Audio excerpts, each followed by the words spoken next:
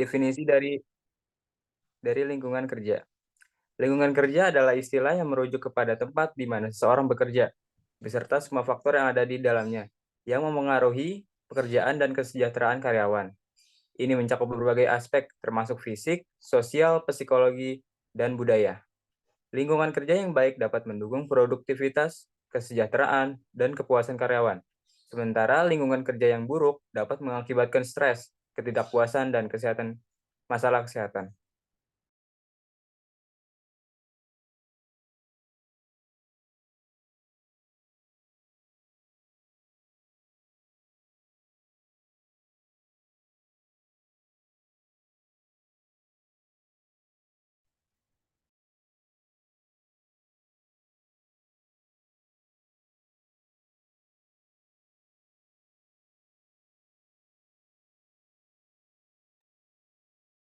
Ada masalah? Silakan.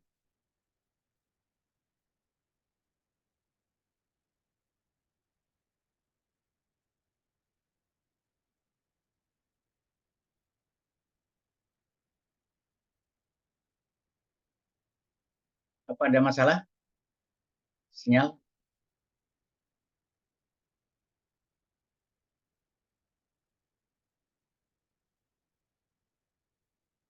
Halo? Ada masalah ya? Oke, maaf Pak. Selanjut.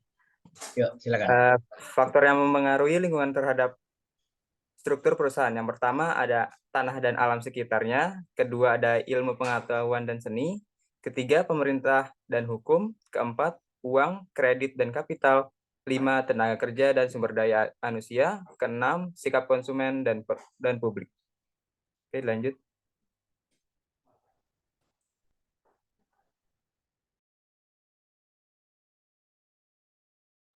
Selanjutnya adalah pentingnya analisis lingkungan perusahaan pada perencanaan.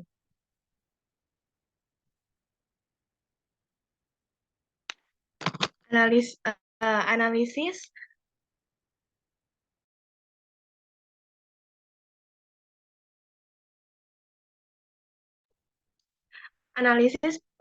lingkungan perusahaan adalah komponen esensial dalam perencanaan strategi yang membantu organisasi atau perusahaan memahami dan merespon faktor-faktor eksternal yang memengaruhi kinerjanya. Ini adalah alat penting yang digunakan untuk perusahaan mengidentifikasi peluang, mengelola resiko, dan merancang strategi yang relevan dalam lingkungan bisnis yang tidak menentu. Nah, berikut ini adalah alasan mengapa analisis lingkungan sangat penting dalam perencanaan lingkungan. Yang pertama, identifikasi peluang bisnis. Dalam analisis lingkungan ini dapat membantu perusahaan mengidentifikasi peluang yang terkait dengan aspek lingkungan dan sosial. Perusahaan dapat mengeksploitasi peluang seperti produk ramah lingkungan atau energi yang terbarukan. Yang kedua, mengenali ancaman. Analisis lingkungan membantu perusahaan untuk mengidentifikasi dan memahami berbagai ancaman yang mungkin mempengaruhi operasi dan kelangsungan kinerja mereka. Dengan mengenali ancaman yang mempengaruhi operasi dan kinerja, perusahaan dapat membuat keputusan yang lebih baik dan merancang strategi yang efektif dan mengatasi ancaman yang diidentifikasikan. Yang ketiga, mengembangkan strategi respons. Responsivitas adalah proses yang berkelanjutan. Perusahaan yang mampu merespon perubahan dengan efektif cenderung lebih efisien dalam mengatasi tantangan dan memanfaatkan peluang. Lalu selanjutnya membantu pencapaian tujuan bisnis.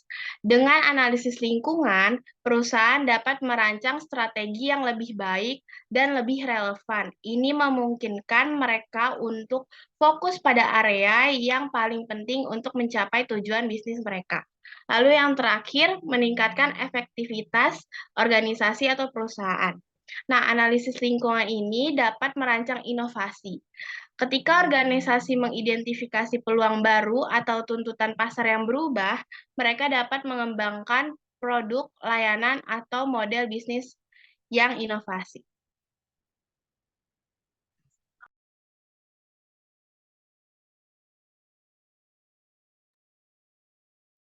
Oke, selanjutnya di sini ada jenis-jenis lingkungan perusahaan, di mana kelompok kami ini ngambil 2 jenis, yaitu berdasarkan lingkungan fisik dan non-fisik. Yang pertama itu ada lingkungan fisik, di mana lingkungan ini meliputi semua benda atau alat yang terdapat di sekitar tempat kerja yang dapat mempengaruhi pegawai baik secara langsung maupun tidak langsung. Jadi lingkungan fisik itu dibagi menjadi 2 kategori, yaitu langsung dan tidak langsung. Kalau misalkan lingkungannya langsung itu berarti kan tandanya berhubungan langsung dengan karyawan, kayak ruangan kerja, kursi, meja, dan lain-lain. Terus kalau yang secara tidak langsung itu di mana lingkungan itu dapat mempengaruhi kondisi manusia seperti kelembapan, temperatur suhu, sirkulasi udara, pencahayaan, kebisingan, dan lain-lain. Jadi lingkungan fisik ini sangat terkait dengan tempat kerja atau aktivitas setiap pegawai. Oleh karena itu lingkungan fisik sangat mempengaruhi semangat dan emosi para karyawan.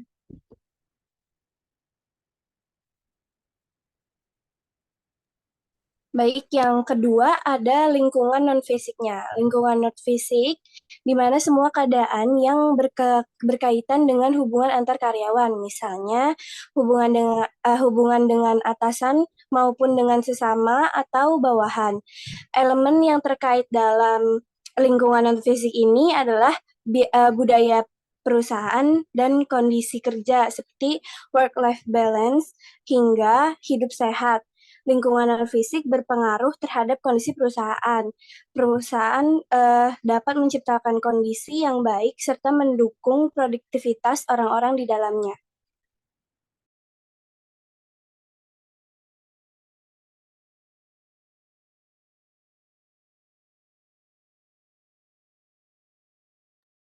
Baik, akan saya lanjutkan.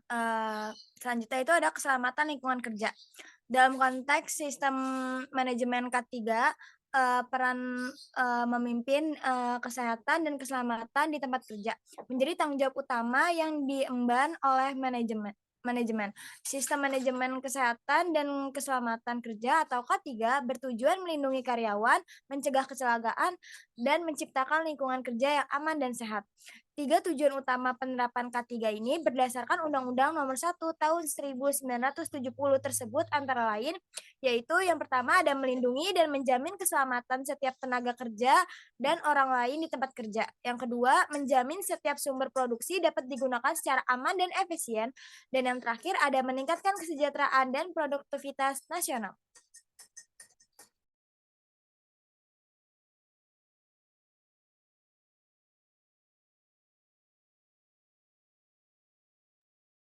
Berikut adalah contoh studi kasus. Studi kasus ini menggunakan pendekatan kualitatif dengan tipe deskriptif.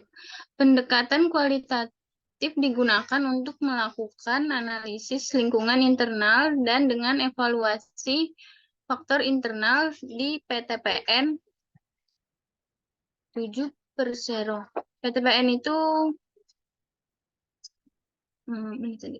Perseroan Terbatas Perkebunan Nusantara. Berhubungan dengan data-data yang bersumber dari pengamatan mengenai faktor-faktor internal. Data-data tertulis dalam bentuk dokumen dan informasi yang diberikan. Adapun studi kasus difokuskan pada deskripsi dan analisis faktor-faktor internal PTPN 7/0. Penelitian dilaksanakan pada PTPN 7/0 sebagai salah satu BUMN di Provinsi Lampung.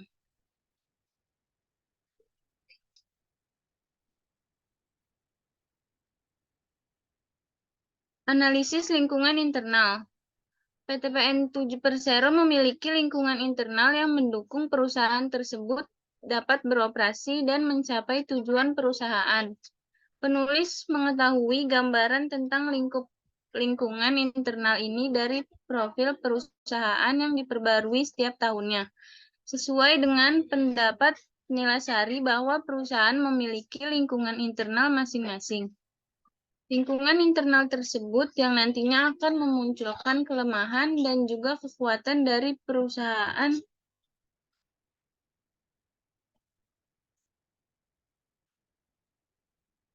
Apa saja yang termasuk ke dalam lingkungan internal seharusnya lebih mudah diidentifikasikan karena berada di dalam perusahaan. Baik, saya lanjutkan. Berdasarkan pendapat Nilasari di atas tentang pembagian kategori lingkungan internal, maka dari gambaran profil perusahaan di PTPN 7 bahwa perusahaan tersebut memiliki satu kompetensi. Kompetensi yang dimiliki oleh PTPN 7 adalah bahwa perusahaan ini memiliki kedudukan sebagai perusahaan yang termasuk dalam BUMN yang memiliki peran bagi pendapatan nasional. PTPN 7 merupakan BUMN dalam lingkup usaha perkebunan yang memiliki komoditi karet, teh, kebun, dan kelapa sawit. PTPN 7 mengembangkan kebijakan bagi peningkatan kinerjanya yang dikenal dengan 5O, yaitu optimalisasi pengolahan aset, optimalisasi pengolahan SDM, dan organisasi, optimalisasi pengembangan perusahaan, dan optimalisasi hubungan kemitraan dan lingkungan. Yang kedua yaitu sumber daya.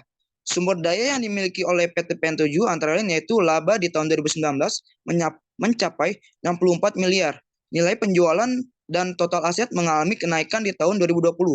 Jumlah pekerja didominasi oleh pekerja golongan 1-2 sebanyak 12.552 orang pekerja.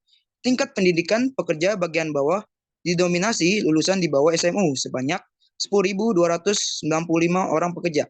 Pekerja lulusan SMU sebanyak 6.131 orang, diploma sebanyak 187 orang pekerja. S1 sebanyak 679 orang pekerja, S2 sebanyak 30 pekerja, dan S3 sebanyak 1 orang pekerja. Komposisi jumlah pekerja lelaki sebanyak 15.080 orang pekerja dan perempuan sebanyak 2.250 orang pekerja.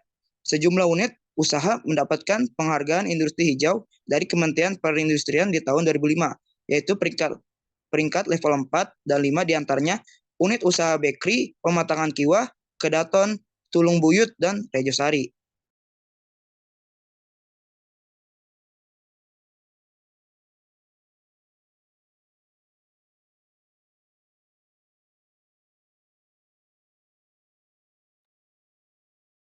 Oke, yang terakhir adalah kesimpulan. Kesimpulannya adalah bahwa lingkungan kerja adalah lingkungan kerja sangat penting dalam mempengaruhi produktivitas, kesejahteraan, dan kepuasan karyawan. Lingkungan kerja yang baik dapat meningkatkan performa karyawan, memotivasi mereka, dan menjaga kesehatan mereka, kesehatan serta kebahagiaan mereka. Sebaliknya, lingkungan kerja yang buruk dapat menyebabkan stres, ketidakpuasan, dan masalah kesehatan. Untuk menciptakan lingkungan kerja yang baik, perlu memperhatikan faktor-faktor seperti kondisi fisik, interaksi sosial, aspek psikologis, dan budaya perusahaan. Manajemen perusahaan memiliki peran penting dalam menciptakan lingkungan kerja yang mendukung, sedangkan karyawan perlu berperan aktif dalam mengelola dan menjaga keseimbangan di lingkungan kerja mereka. Sebuah lingkungan kerja yang seimbang dan positif dapat berkontribusi pada keberhasilan organisasi dan kesejahteraan individu.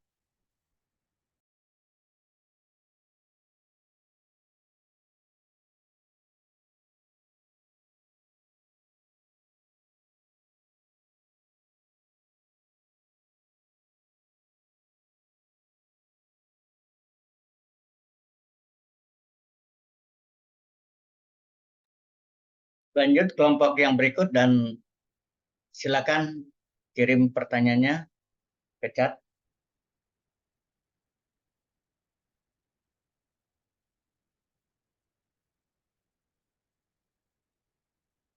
Lanjut ya. Halo Bapak, maaf izin bertanya. Jadi ini sesi Q&A-nya ini di Zoom aja atau mau Kenapa? gimana? Ini berapa kelompok hari ini? Satu. Satu Pak, seperti arahan Bapak yang di awal tiap minggu itu Ya, satu. silakan langsung pertanyaan kalau gitu. Ya, silakan. Oke, Terkadang 2 ya. izin bertanya untuk kelompok 2. Kan tadi kalian sudah memaparkan faktor-faktor yang mempengaruhi lingkungan kerja terhadap struktur perusahaan. Bagaimana jika salah satu faktor tersebut itu tidak dijalankan sesuai semestinya? Apakah bisa berdampak kepada perusahaan ataupun lingkungan perusahaan? Dan yang kedua, apakah ada dimensi lingkungan perusahaan yang mencakup perusahaan terhadap dimensi lingkungan perusahaan terhadap kinerja karyawannya? Terima kasih. Oke, makasih Zeki buat pertanyaannya. Kita ketampung dulu ya.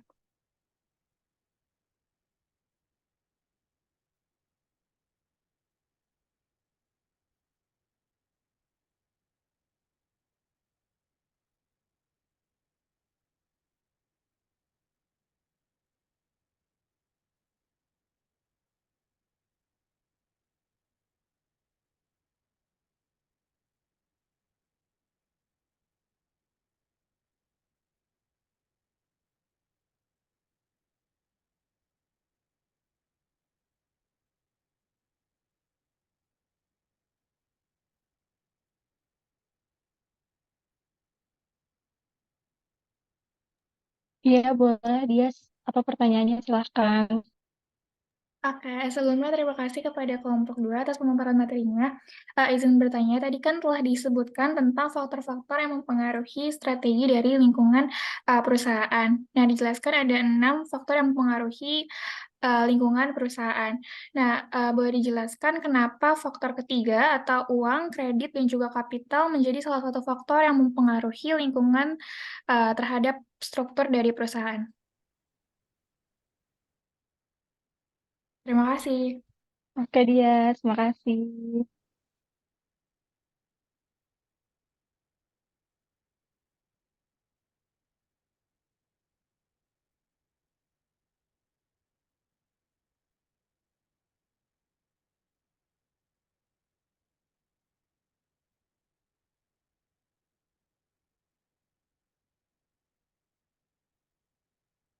Langsung bisa jawab ya.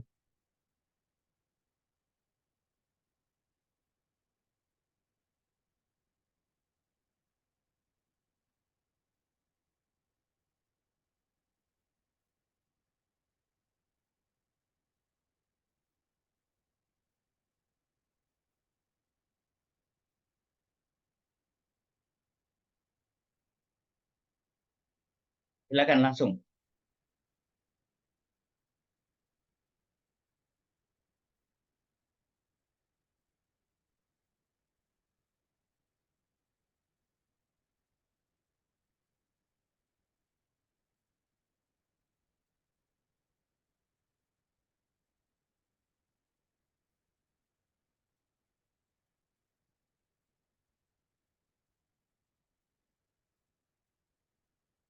Ayo, yang menjawab.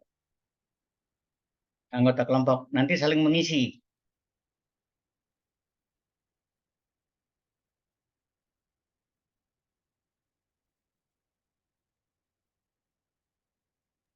Iya, Pak. Sebentar kami masih mendiskusikan jawabannya. Nggak usah diskusikan, nanti saling mengisi. Nanti ketinggalan kereta kamu. Jawab yang siapa yang bisa jawab dulu, nanti dilengkapi oleh anggotanya gitu. Keretanya kan mau lewat ya.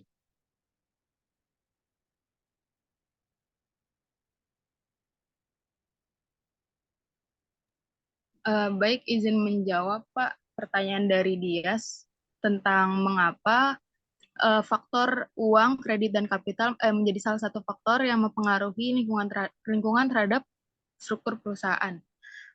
Menurut saya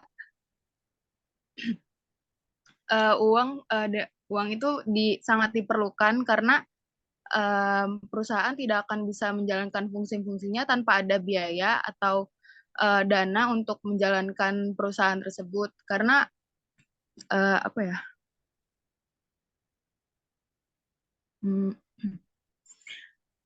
Pentingnya dana ini untuk membiayai pengeluaran-pengeluaran perusahaan serta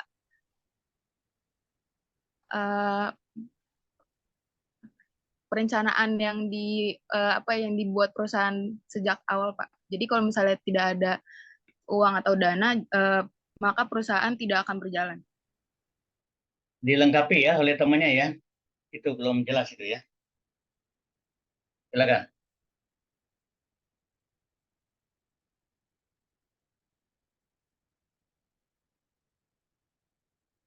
Anggotanya?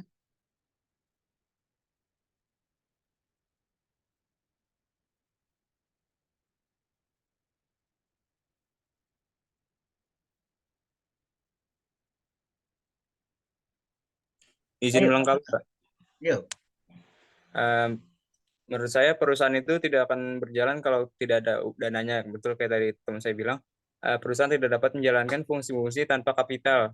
Dana kapital ini bisa dalam bentuk uang maupun kredit yang diinvestasikan dalam perusahaan. Terus juga dana kapital ini bisa dipakai buat membiayai pengeluaran-pengeluaran perusahaan kayak gedung, terus mesin-mesin, alat, terus barang-barang yang diperlukan gitu sih, Pak. Sekian. Oke, lengkapi dulu sama anggotanya yang lain. Benar nggak itu?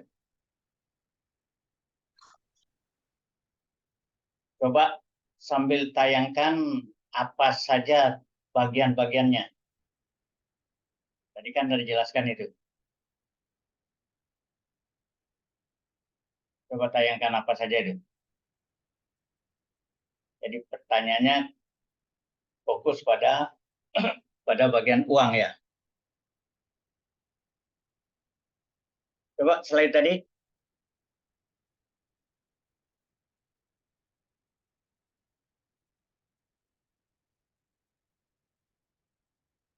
Ya, siapa yang menjawab?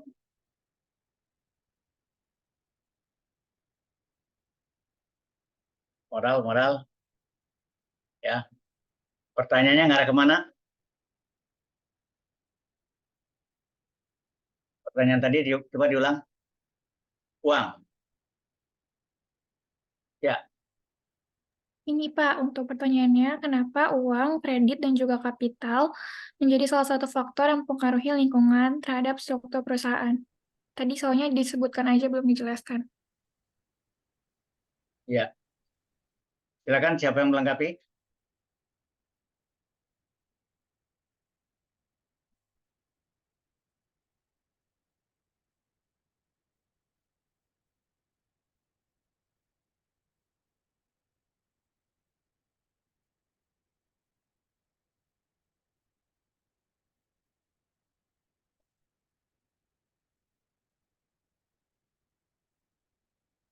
Kok pasif amat gimana ini? Faktor yang mempengaruhi ada 6 yang Anda sebutkan di sana. Ya. Nah, di uang, kredit, dan kapital. Kapital yang dimaksud apa? Kapital yang dimaksud apa?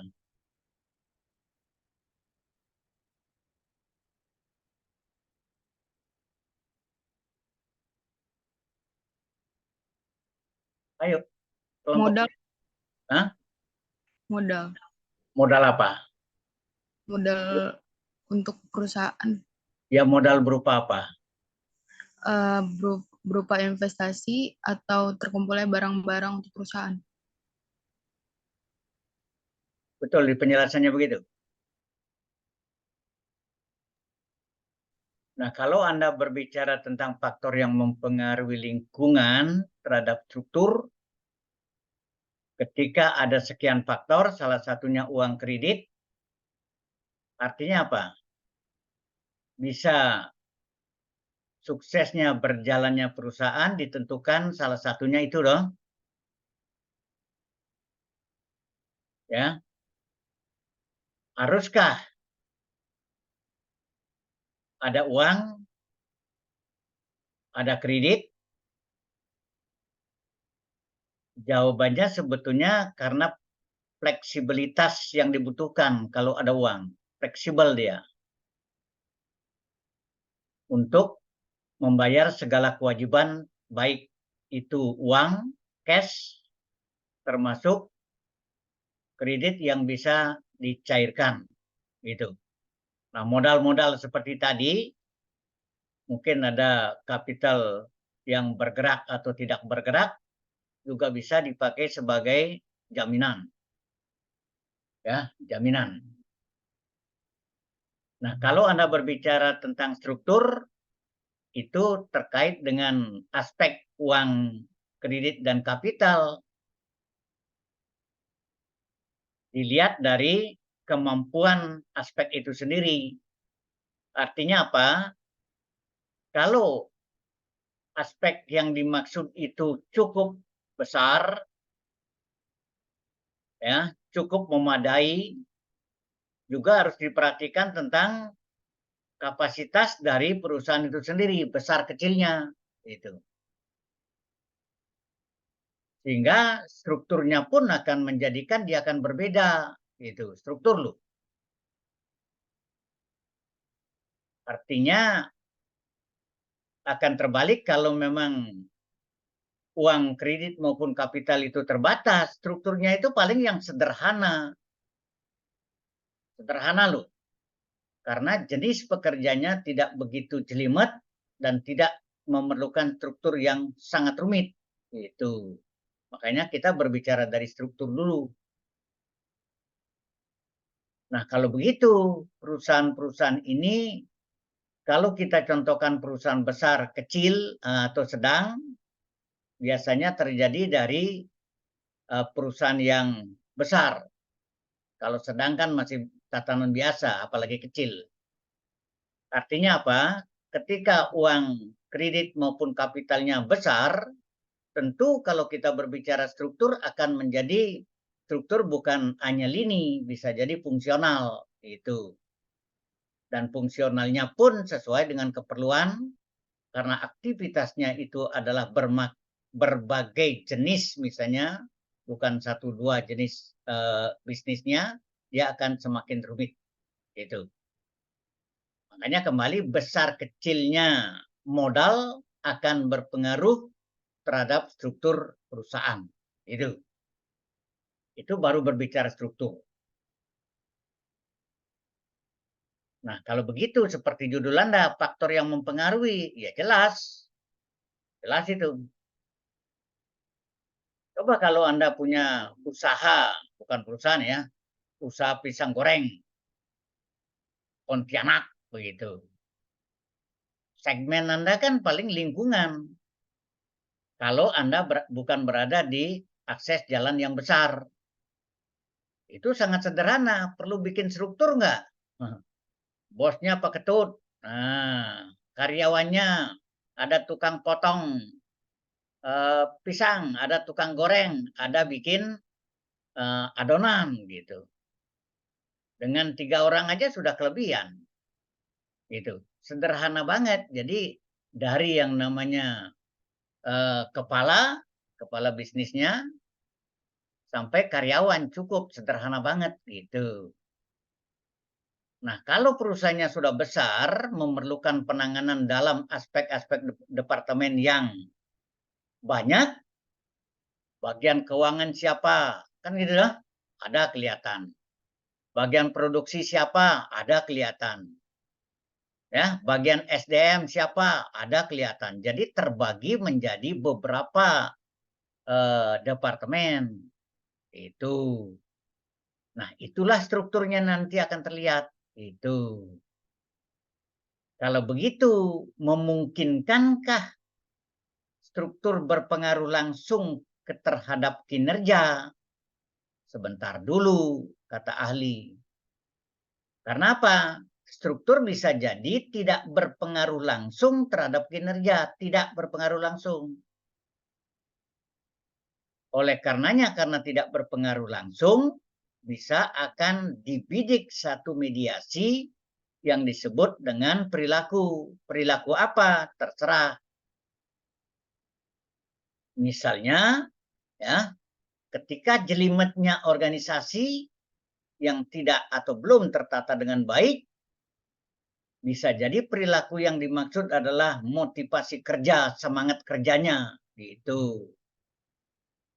Perilaku yang lain apakah yang mungkin? Bisa jadi kepuasan kerjanya, ya, dan lain sebagainya sejenis perilaku itu. Nah, di sana terlihat jelas bahwa besar kecilnya satu kapasitas atau volume dari perusahaan memungkinkan akan terlihat juga struktur organisasi itu sendiri, gitu. Nah, disinilah yang kita akan pahami juga apakah perusahaan ini memerlukan seperti tadi Bapak katakan departemen-departemen yang menangani, gitu. Kalau diperlukan berarti ya strukturnya harus mencukupi sesuai dengan aktivitas yang dilakukan atau yang dihadapi, gitu. Tapi yang jelas kalau kita hanya berbicara parsial mengenai uang loh parsial tidak terkait dengan struktur. Uang itu kan fleksibel. Untuk apa saja keperluan pembiayaan di dalam satu perusahaan itu kan bisa saja dia gunakan secara cepat. Ya. Bayar pegawai, ya cepat. Jangan menunggu lewat bulan. Itu kan berbeda lagi. Itu. Bayar biaya-biaya yang dikeluarkan. Biaya apa pada bulan yang bersangkutan? Listrik kah, air kah, itu. Termasuk gaji, itu. Itu menggunakan uang, itu. Walaupun Anda punya uang ditransfer, ya uang juga nanti akan dia terima, itu. Nah, kembali, inilah lingkungan-lingkungan perusahaan yang menjadi perhatian di dalam setiap perjalanannya perusahaan itu sendiri. Gitu. Nah, yang lain-lain akan menyesuaikan. Apakah tanah, apakah pengetahuan, termasuk pengetahuan. Nah, pertanyaan sekarang, kalau kita sisipkan misalnya skill di sini, bisa nggak keterampilan yang mempengaruhi struktur? Struktur loh. Bisa, Pak. Dia berada di mana? Kalau tidak terlihat. Pengembangan sumber daya manusia. Ya, di sumber daya. Artinya bagaimana kualitas sumber daya yang bersangkutan sesuai dengan keperluan yang ada di perusahaan. Gitu. Kualifikasi-kualifikasi yang diperlukan di dalam perusahaan akan mencerminkan kesetiaan yang harus dipenuhi oleh perusahaan terhadap pengadaan sumber daya manusia. Itu.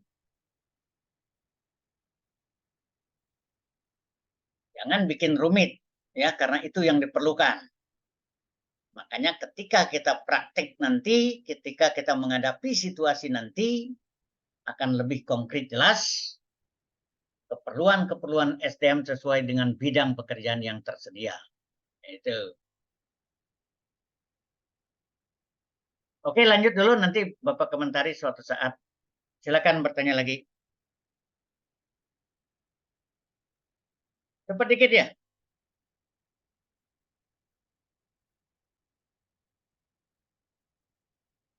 Ayo. Oke, izin bertanya untuk kelompok 2. Yuk, silakan. Ini kan pengaruh dari lingkungan perusahaan itu kan baru dijelaskan untuk internalnya aja ya, mungkin karyawannya atau pihak-pihak yang terlibat dalam Coba agak manajemen. keras sedikit suaranya, Mas. Apakah sudah terdengar jelas, Pak? Ya, sudah. Silakan, ulangi. Oke, saya ulangi pertanyaannya. Kan di sini baru dijelaskan kalau misalkan pengaruh dari lingkungan perusahaan itu untuk internalnya saja ya, seperti untuk karyawan, untuk manajer dan lain-lain. Nah, kalau misalkan pengaruh untuk eksternalnya, misalnya untuk klien dari perusahaan tersebut atau konsumennya itu seperti apa? Apakah ada pengaruhnya? Pengaruh lingkungan perusahaan terhadap pihak eksternal. Mungkin seperti itu inti pertanyaannya. Yuk, silakan, kelompok penyaji.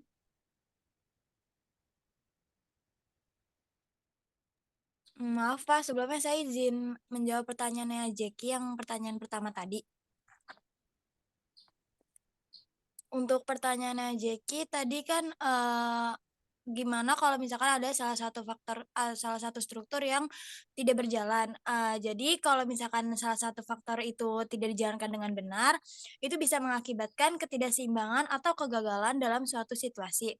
Penting untuk memastikan bahwa setiap faktor berfungsi sesuai yang diharapkan untuk mencapai hasil yang optimal.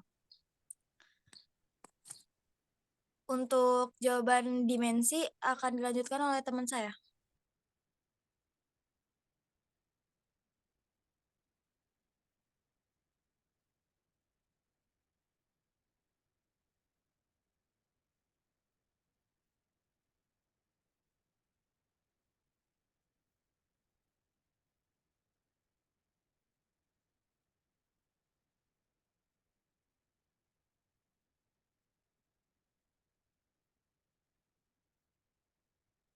Ya, lanjut.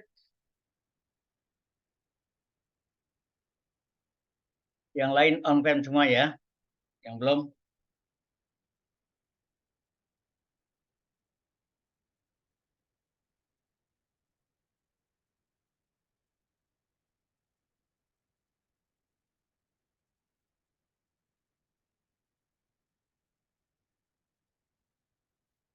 Ayo lanjut, siapa?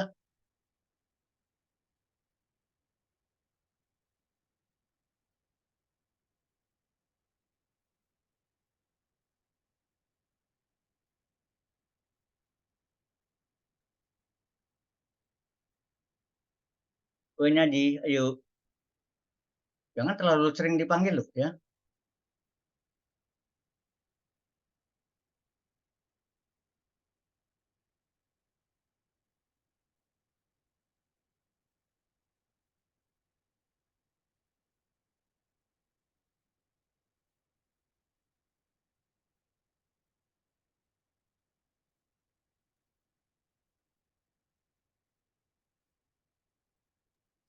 Oke, untuk dimensinya itu ada beberapa dimensi lingkungan perusahaan. Yang pertama itu ada dimensi ekonomi. Jadi dimensi ini mencakup faktor-faktor ekonomi yang mempengaruhi perusahaan seperti pertumbuhan ekonomi, tingkat inflasi, dan kebijakan moneter. Terus yang selanjutnya itu ada dari dimensi sosial dan budaya. Jadi dimensi sosial dan budaya ini tuh kayak menyelidiki aspek-aspek seperti norma sosial, nilai-nilai budaya, dan tren masyarakat yang terjadi di lingkungan sekitar masyarakat kayak gitu. Terus kayak itu tuh jadi mempengaruhi strategi dari perusahaan. Terus yang ketiga itu ada dimensi teknologi. Nah, dimensi ini tuh kayak ngelibatin perkembangan teknologi. Jadi kita tuh jadi kayak terinovasi dan kita tuh jadi mempengaruhi daya saing perusahaan.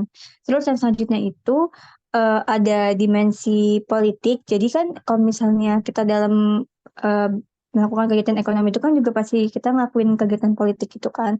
Nah, kalau misalnya di dalam materi ini tuh dimensi politika itu kita melibatkan faktor-faktor politik seperti stabilitas politik, terus kayak kebijakan pemerintah dan hubungan luar negeri yang dapat mempengaruhi perusahaan. Kurang lebih seperti itu.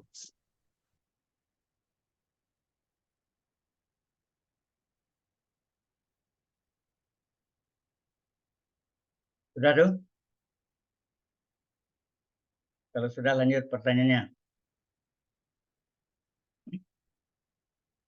Ini Bapak belum mewajibkan setiap kelompok ya, jangan sampai diam ya.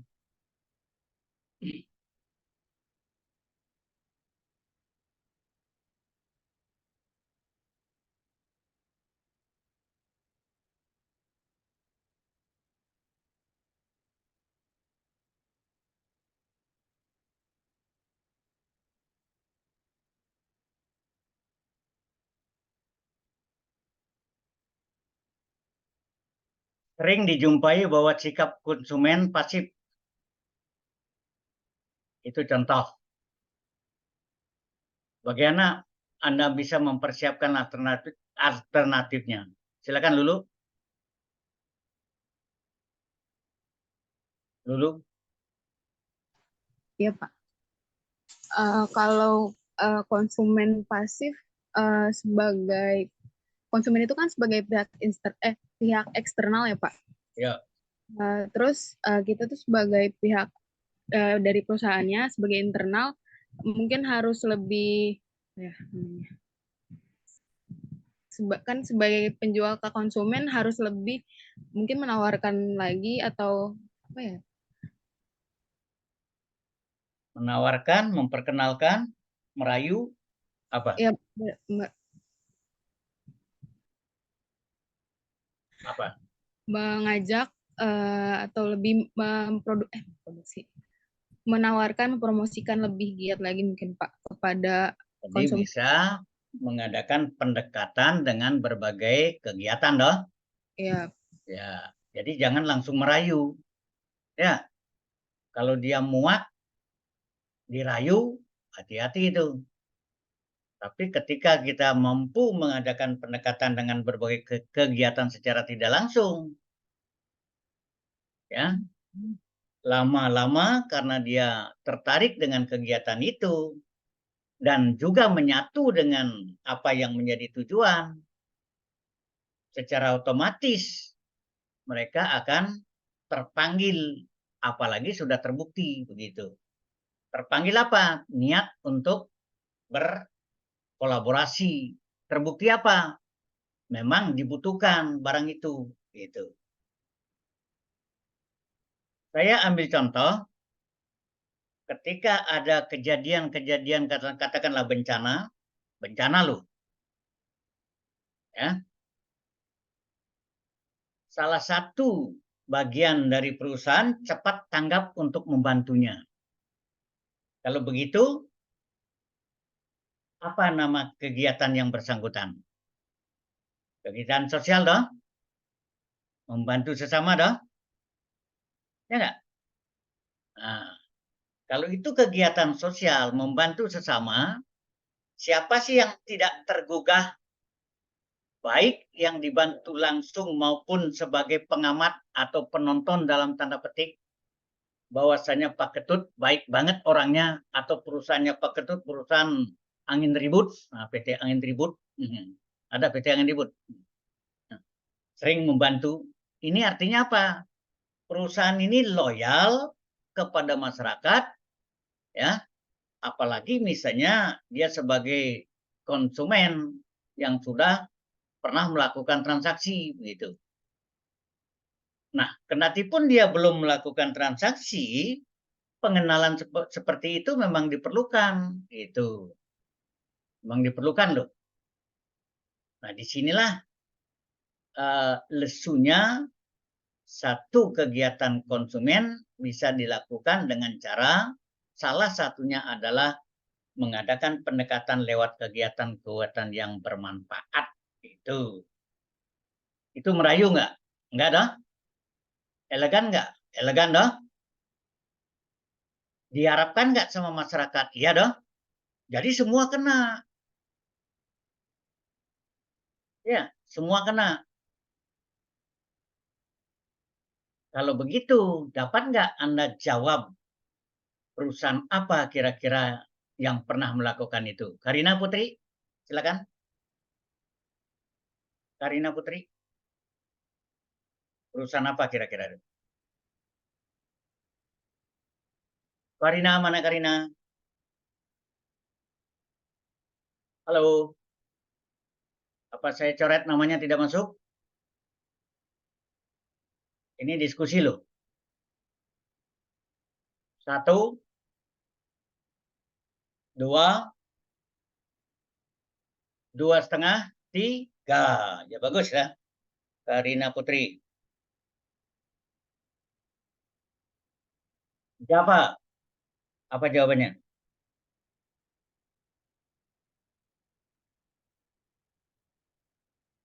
Siapa? Maaf Pak, boleh diulangi pertanyaannya? Besok ya, diulang ya. Yas? Halo Pak. Yas? Tadi pertanyaannya saya udah dengar, cuman nggak kerangkum semua. Ya. Medistia? Medistia? Saya juga kurang dengar pertanyaannya, Pak. Izin menjawab, Pak. Yang mana? Siapa? Dulu, Pak, dulu. Ya, silakan dulu. Tapi ini pendekatannya ke pendekatan sosial, Pak, bukan ke konsumen. Contoh perusahaannya. Tadi Bapak nanya Iya, contoh perusahaan yang pendekatan sosial. iya, yang saya cari tadi sih, saya nemunya perusahaan Unilever, dia jadinya melakukan pendekatan sosial, pendekatan tapi melakukan kegiatan sosial kayak melakukan go green gitu Pak, penanaman.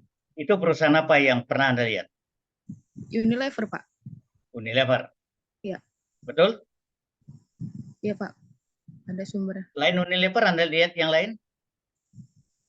Sebentar. Anda lihat Yang baru yang bangun lain? itu yang kata dari jamu Pak, PT Sido muncul. Iya. Itu perusahaan yang paling gesit itu. Kalau menurut hemat saya, ini bukan iklan ya. Itu perusahaan yang paling gesit itu. Coba maaf kalau besok ada bencana apa, mesti dia terdepan gitu. Nah, yang menjadi pertanyaan di bidik, di bisik kita, bisik, adakah iklan terselubung bagi mereka sebetulnya? Ada, tetapi niatnya baik. Jangan lihat negatifnya. Gitu. Artinya apa? Kalau dia bayar iklan itu yang ditayangkan TV sekian lama, berapa harus dia bayar sementara dia nyumbang hanya sekian ratus juta, sangat hemat. Itu pun kalau Anda sakit pusing, bablas anginnya, wah ambil saja produk itu dah, manjur lagi, ya nggak usah ke dokter. Itu. Nah ini artinya apa? Korelasi antara kegiatan sosial, efisiensi terhadap iklan, dan manfaat yang dia dapatkan maupun kepada masyarakat, semua itu rangkul. Dengan kata lain, ini adalah perusahaan yang betul-betul memahami tentang kerjasama antara yang memerlukan layanan. Itu. Maaf sekali lagi, itu bukan iklan, fakta. Nah, perusahaan sejenis juga sering begitu. Tapi sekarang kembali, apa sih yang cocok pada kegiatan tertentu? Nah, kalau Anda misalnya sebagai produk, katakanlah yang menyangkut tentang olahraga loh ya, katakanlah apa namanya baju seragam olahraga, nah, di saat ada menjelang pertandingan Anda gunakan sebagai sponsor, Anda numpang di sana, baju gratis, saya sponsor. Tapi izinkan saya masang merek perusahaan. Nah, itu juga kena. Apalagi segmen penontonnya itu adalah anak-anak, ya katakanlah anak remaja maupun kelompok-kelompok tertentu. Siapa yang tidak mau minimal beli baju itu, gitu. Ya, Anda nyumbangkan cuma katakanlah 11 kali 2, 22 baju, tetapi karena pertandingan itu adalah pertandingan yang bergengsi, bukan hanya dapat menjual 22 baju, tetapi bisa jadi ratusan bahkan ribuan. Itu artinya apa? Anda memancing. Apa memancing di air keruh nggak itu? Enggak. Ya enggak? Nah, itu mungkin tidak dirasakan oleh orang-orang yang dalam tanda petik punya usaha tapi pelit. Ya, tanda petik loh ya. Itu. Nah, disinilah kembali bagaimana teknik-teknik suatu perusahaan untuk bisa memberikan satu manfaat bukan hanya sendiri, tetapi di balik itu punya keuntungan secara signifikan terhadap profit yang mereka inginkan. Itu. Makanya begitu ada kegiatan-kegiatan yang bergengsi, sponsor itu berlomba. Lomba loh. Baik diminta maupun tidak diminta oleh panitia berlomba. Apalagi relevan loh. Oleh karenanya, kegiatan-kegiatan semacam itu jarang yang untung atau rugi. Sebaliknya, itu adalah sumber duit katanya. Itu. Sumber duit loh. Nah, belakangan ini pernah Pak Ketut dengar. Ini, ya katakanlah, orang seni. Nah, seni. Bagaimana dia orang seni bisa menyumbangkan sesuatu tetapi dia tidak punya duit? Nah, gitu. Nah, teknik-teknik semacam begini, orang seni pun juga bisa menghasilkan duit dari tidak punya duit dan dia tidak mau berkorban dengan duit. Itu. Mengadakanlah event. Jualah dia paket. Nah, ya enggak? Kalau jual paket dengan segmen tertentu dengan harapan di atas target yang dia inginkan, bukankah itu do dan it hasilnya? Itu. Tetapi variasi daripada apa pola-pola yang dia inginkan, dia sudah rancang sedemikian rupa sehingga kegiatan itu berhasil dengan sangat sukses sesuai dengan tujuan yang dieman lebih awal. Misalnya maksudnya Pak Ketut begini, kalau kegiatan itu nanti pada akhirnya diperlukan untuk kegiatan sosial hasilnya, dia akan mendapatkan sesuai dengan harapan, bisa memberikan bantuan kepada sosial, dia hanya mengkoordinir, syukur-syukur dia ikut sebagai artis ikut di dalamnya. Gitu.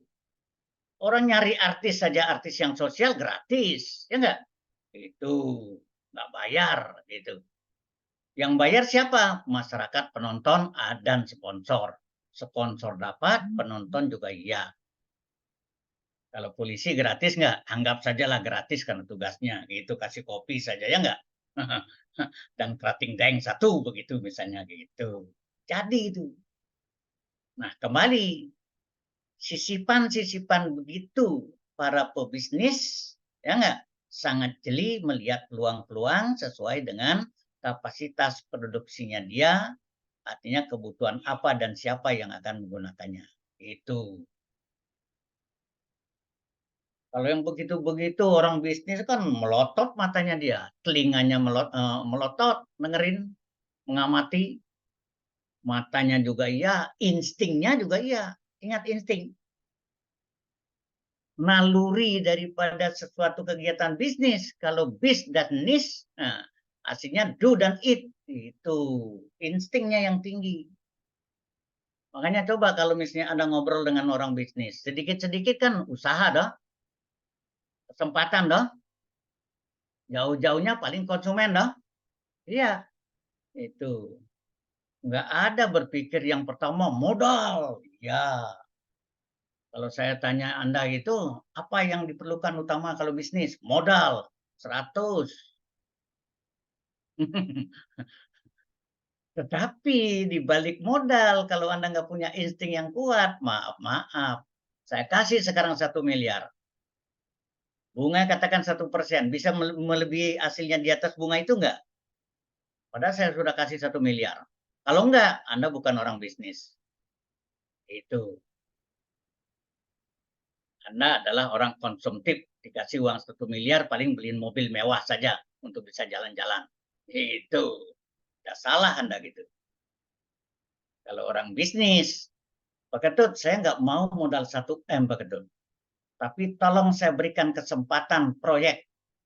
Ya, kesempatan buyer untuk saya bisa join. Nah, itu baru 100 nilainya. Daripadanya, kalau sudah ada persetujuan, Anda minta DP 50%. Udah bisa jalan itu. Nggak perlu Anda pinjam bank. Itu. 50% itu kan sudah di tangan DP-nya. Anda bisa bergerak. Menjelang selesai, bayar 25%. Sudah untungnya udah dinikmati. Begitu barang diserahkan, bayar 100%. Ya, tinggal Anda mengangguk-angguk begitu. Alhamdulillah gitu. Ya enggak? Udah itu kakinya lagi tinggal goyang-goyang. Aduh, coba kalau begini terus. Wah, bisa-bisa semua langganan saya kalau kuliner itu. Jadi yang enak-enak saja sudah pola pikirnya gitu. Nah, inilah naluri-naluri bisnis yang mestinya setiap kita berpikir bisnis, naluri itu yang tidak kalah pentingnya. Itu contohnya. Pak Ketut pernah nggak menikmati yang semacam begitu? Pernah. Pernah, itu nikmat itu. Ya nggak? Sampai bulan depan mau beli apa ya? Gitu. Kalau rumah itu yang namanya 100-200 juta di bawah 1 M itu merem yang gitu. Itulah bisnis. Gitu. Makanya ketika Anda belajar teori faktor-faktor A, B, C, D, hafal. Ya nggak? Tapi begitu hafal, Anda ini akan terbangun jiwa untuk orientasi bisnis enggak? Kalau enggak, hafal doang, baru setengah itu. Setengah juga belum. Tapi begitu Pak Ketut ngomong dengan contoh-contoh tadi, wah, kalau begitu, besok kalau saya lihat sesuatu, pokoknya saya harus berpikir 2 suku kata, do dan it, kalau saya lakukan mesti jadi uang. Nah, udah, itu bagus itu. Action langsung dari mata kuliah ini. Perguruan tinggi tertentu dengan jenjang tertentu mengharuskan mahasiswanya punya kegiatan bisnis. Bagus nggak? Bagus dong? Sekecil apapun. Pak, saya nggak bisa dong Pak, sambil kuliah. Jual pulsa juga bisnis namanya. Jual pulsa. Enggak? Yang penting ada kegiatan bisnis. Itu. Jual souvenir bisa nggak? Bisa, lewat online. Mana webnya? Ini. Berapa lama sudah menjalankan? Sekian lama. Berapa sudah dapat transaksi? Sekian. Anda ambil keuntungan berapa persen? Rata-rata sekian persen, Pak. Jadi dalam setahun saya sudah bisa menghasilkan sekian. Uang SPP dari orang tua. Bebas, saya tidak perlu minta. Alhamdulillah. Gitu. Makanya kembali, kalau suku-suku Cina, orang Cina ngasih uang anak, jual dulu itu ya. Nanti untungnya ambil. Bukan menyiksa anak itu. Bawa barang itu ya. Nanti ambil uangnya. Nanti kalau mau bekal itu potong 1.000, 2.000 sampai 10.000. Udah. Jadi ada sentuhan-sentuhan tertentu yang mengajarkan anak untuk dia bisa membentuk jiwa-jiwa wirausaha. Bagus juga. Itu bagus itu, jangan bilang nggak bagus. Orang tua punya pesanan tengah malam, mie. Bukan tengah malam, maghrib lah katakanlah. Mie, ada tetangga pesan, berapa? 20.000 dengan telur. Harga biasanya berapa? Paling 10.000, 15.000, ini 20.000. Anak disuruh bawa nanti minta uang 20 ya. Oh ya. Ring dapat begitu, siapa yang nggak suka uang?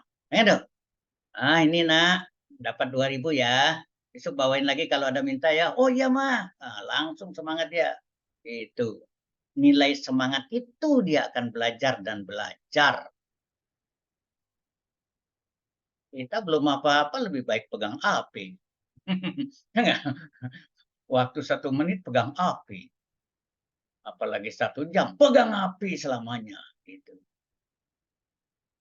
Oke, Anda sekalian, itu sebagai ilustrasi. Ya. Ada pertanyaan? Silakan kepada Pak Ketut. Kelompok penyaji lebih kreatif sedikit untuk punya wawasan yang lebih, termasuk kelompok yang lain. Ada pertanyaan untuk Pak Ketut? Yaki, ada pertanyaan nggak? Kamu kayaknya mau bisnis sama Pak Ketut ya di Bali? Boleh Pak, boleh banget Pak. Kalau Anda mau punya usaha di Bali apa?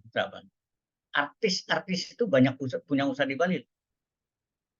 Coba tanya artis-artis yang sudah punya usaha di Bali, banyak. Usahanya apa? Rumah makan, ya nggak? Butik, padahal dia bukan orang Bali, ya nggak? Dia combine gitu. Salon, gitu-gitu. Kalau artis merias, kayaknya lebih abdol katanya gitu. Padahal tinggal poles-poles gitu. Kalau artis pakai baju yang cocok dijual butik, kan gitu dah. Simon aja membuka warung di Bali Utara. Simon loh, udah berhenti jadi penyanyi, buka warung. Warung apa? Warung makan kecil. Jadi juga dia hidup enak di Bali. Itu. Kalau begitu Anda mungkin mau tertarik buka bisnis di Bali nih. Ada pertanyaan, Jaki? Kalau dari saya cukup Pak, dengan apa yang Bapak paparkan, jadi semangat berbisnis. Oh iya. Malahan Pak Ketut mau pensiun ini siap-siap mau bisnis nih. Kalau ada loker, infoin aja Pak. Nanti ngomong khusus ya.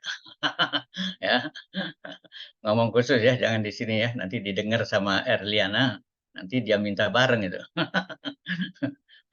Boleh nggak Jaki saya ikut? Ada modal kok gitu. Nanti kalau dia ikut lain lagi ngomong sama Pak Ketut nanti. Ayo kita bisnis yang lain gitu. Kalau di Bali bisnis itu lebih tenang dibandingkan Jakarta. Kalau pasar itu jangan masalah.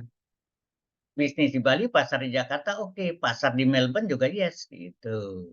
Tapi tenangnya itu yang penting.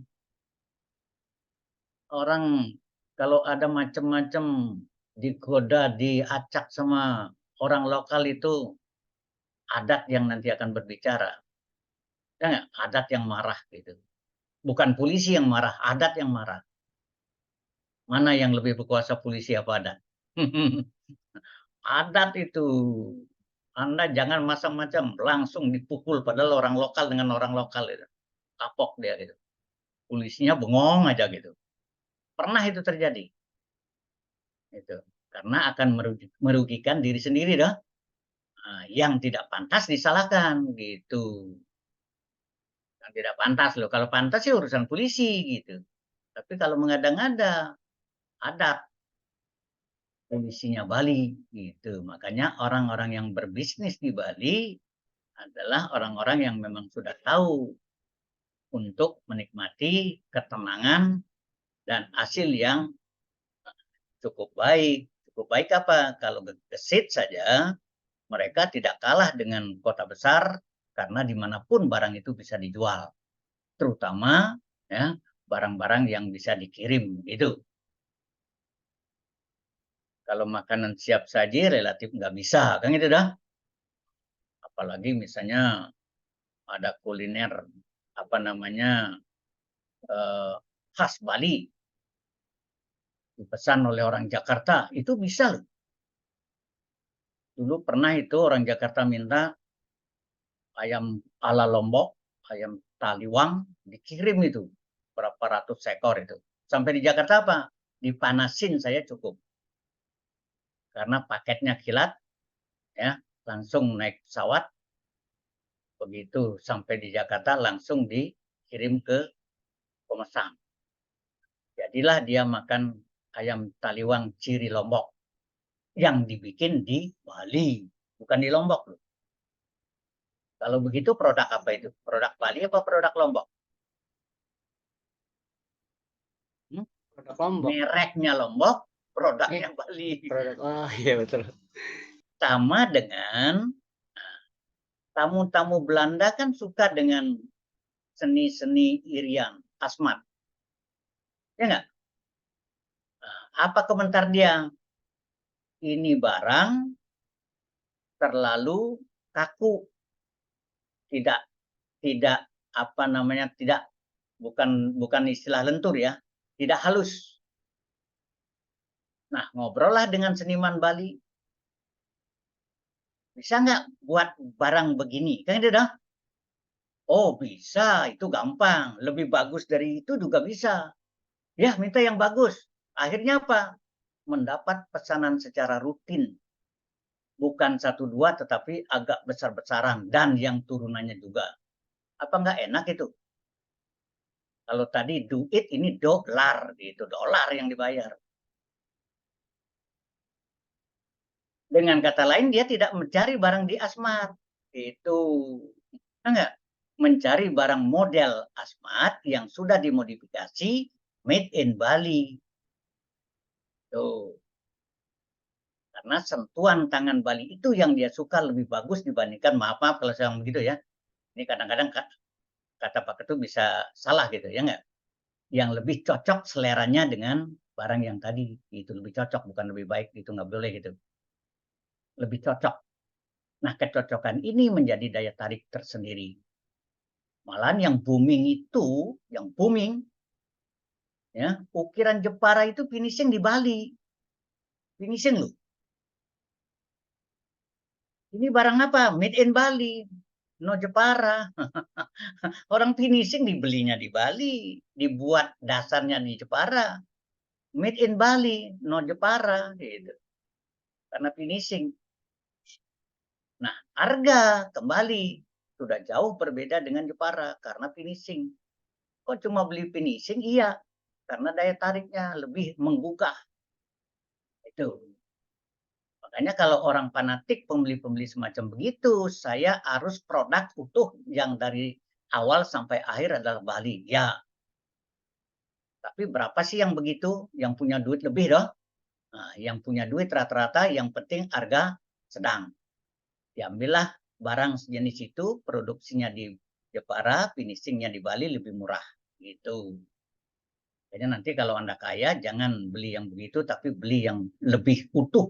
Made in Bali, ya, ada hal-hal tertentu yang bisa dipertanggungjawabkan ke lenturannya dalam melihatnya, dan lebih artistiknya juga. Oke, sedikit menyimpang tidak apa, kaitan dengan bisnis. Ya, jadi intinya semua aspek bisa do dan it-nya aja. Semua aspek. Makanya kalau Anda ngobrol dengan Pak Ketut masalah bisnis itu ada sampai tengah malam juga dilakoni. Tengah malam gitu. Oke, cukup. Kalau cukup kita akhiri ya. Nah, silakan dibuat dokumentasinya. Sebelum diakhiri, kalau saya minggu depan ada jadwal bentrok, bisa kita cari jadwal yang lain ya. Kalau nanti Bapak kabarin. Ya, tapi silakan boleh tawarkan dulu hari apa kosongnya. Kalau maghrib jangan hari Senin, ya enggak. Hari Selasa juga agak kosong. Ya, silakan dokumentasi dulu. Oke. Mungkin recordnya boleh dimatiin dulu.